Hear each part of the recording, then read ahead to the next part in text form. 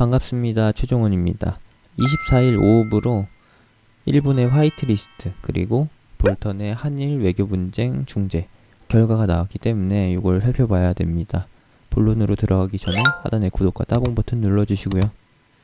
이제 바로 살펴보도록 합시다. 볼턴의 1박 2일 방한 일정이 끝났고 이제 미국으로 돌아갑니다. 근데 우리가 원하던 결과물은 없었다라는 것이죠.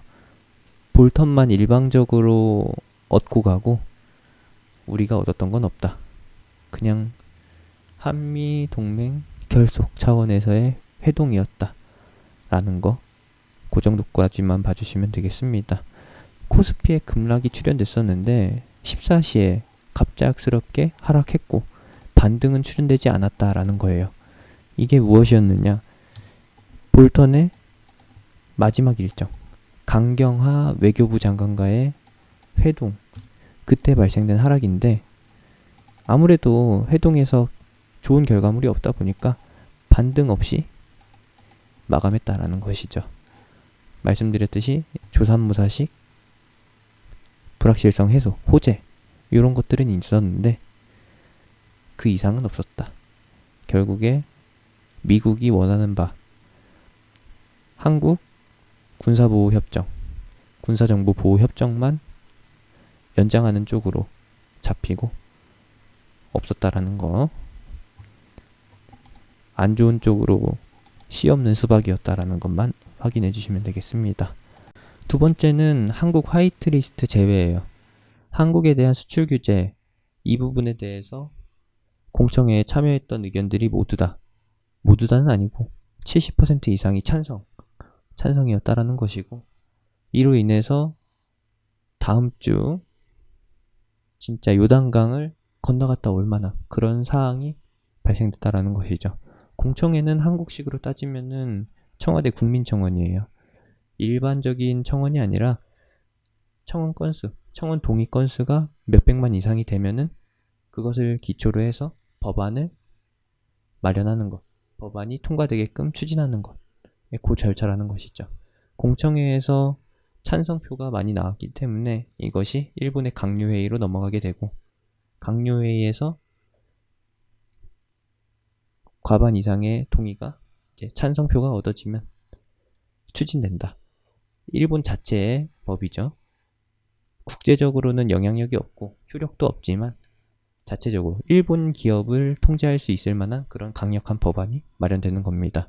넘버원인 아베가 추진하는 것이기 때문에 일본 기업들 입장에서는 거스를 수가 없겠죠.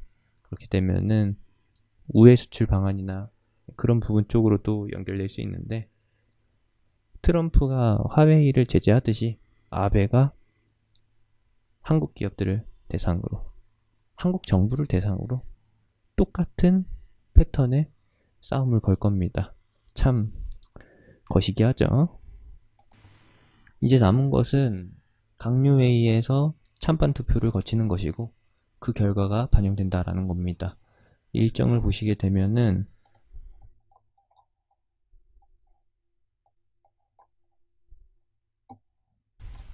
24일 오늘 공청회 결과가 나왔고요. 그리고 이것을 기반으로 해서 다음 주 중에 강요회의, 여기서 법안 추진 찬반 투표가 진행됩니다. 여기서 가결이 되면은, 통과가 되면은 한국에 대한 수출 규제, 한국 화이트리스트 제외 지정이 확정이 됩니다. 장기화가 된다라는 거예요. 한국 반도체 핵심 소재의 그 이슈가 장기화 될 것이고 우리는 필수적으로 거쳐야 되는 과정에 놓인 겁니다. 그것이 무엇이냐? 바로 반도체 핵심 소재의 국산화겠죠.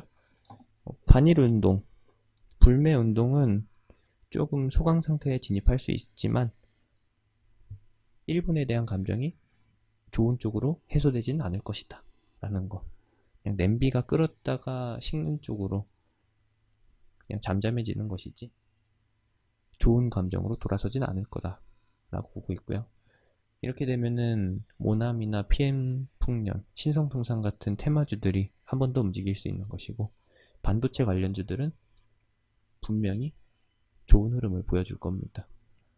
그렇게 되면은 반도체 핵심 소재 국산화를 통해서 시스템 반도체의 입지가 더 확고해지는 것이고, 그렇게 되면은 메모리 반도체로 인해서 나왔던 2016, 2017, 2018 이때 1차 반도체 굴기 같은 흐름이 또 나올 것이다 라고 보는 겁니다.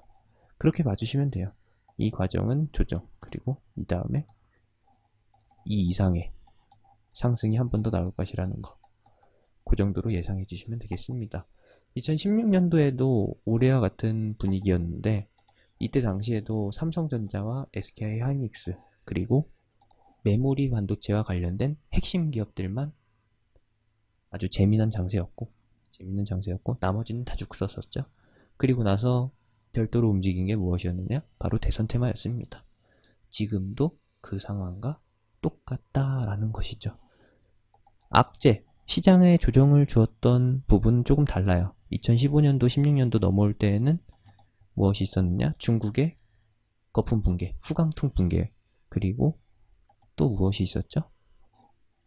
브렉시트의 시작과 함께 미국의 금리 인상 추진, 이것이 있었죠. 왜냐? 오바마의 임기가 끝나고 새로운 대통령이 등장할 것인데, 등장하려는 대통령, 강력한 후보가 트럼프였기 때문에 트럼프가 미국의 증시를 끌어올릴 것이라는 전망이 워낙에 강했고, 그 지표들이 워낙에 많았기 때문에 금리 인상을 추진했다. 미국의 금리 인상 추진으로 인해서 한국은 반대쪽으로, 피해를 보는 쪽으로 해석이 됐고, 그로 인해서 시장이 꽤나 흉흉했었죠. 그리고 나서 삼성전자 효과를 받아서, 메모리 반도체 효과를 받아서 증시가 상승했었고, 현재는 그때와 비슷하게 중국과 미국의 이슈로 인해서, 중국발 쇼크로 인해서 하락했다라는 거. 여기에 일본까지 더해지면서 조금 짜증나는 부분이 있기는 한데, 이 역시도 과거처럼 시간이 해결해줄 문제다. 지수가 이렇게 약해도 시장은 제 흐름대로 움직인다라는 거. 움직일 테마, 움직일 종목들은 그대로 간다라는 거. 대가리 깨져도 삼성전자라는 거 확인해 주시면 되겠고, 이때와 똑같이 대선주가 움직여줄 시기라는 것까지 확인해 주시면 되겠습니다. 이 정도까지고요. 다시 마지막으로 다음 주에 당뇨회의 결과가 나오고, 8월 첫째 주에는 화이트리스트 제외 공식화가 선언되고 다음 규제가 나올 겁니다. 출입국과 관련된 심사 강화, 그리고 한일 간의 송금 절차 심사 강화, 이런 것들이 있을 것인데, 예상되는 외 부분에서도 많이 나올 거예요. 그런데 그런 부분에 있어서 불리한 거는 일본이라는 거 확실한 것이고, 일본은 자충수이지만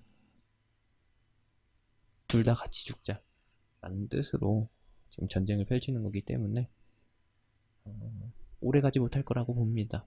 미국과 중국과 같은 그런 구조인 것이죠. 다행히 아베가 참의원 선거에서 완벽하게 승리하지 못했기 때문에 개헌은 조금 미지수로 남게 된 것이고, 진짜 이게 만에 하나라도 개헌이 통과되게 된다라면은 일본의 군사력, 세계 6위의 군사력을 바탕으로 해서 한국과 중국을 압박할 것이 뻔하기 때문에 조금 쫄릴 수 있는 부분이 있습니다. 그 부분에 대해서는 나중에 따져보도록 하고요. 그 부분은 개헌 결과 나오고 나서 봐도 되는 거니까 천천히 지켜보도록 하고, 8월 말에부터는 확정이 된다라는 거. 다행인 것은 국내 일부 기업이 4분기부터 핵심 소재 국산화를 진행한다라는 거. 이 정도까지만 봐주시면 되겠네요. 관련주 말씀드렸었죠?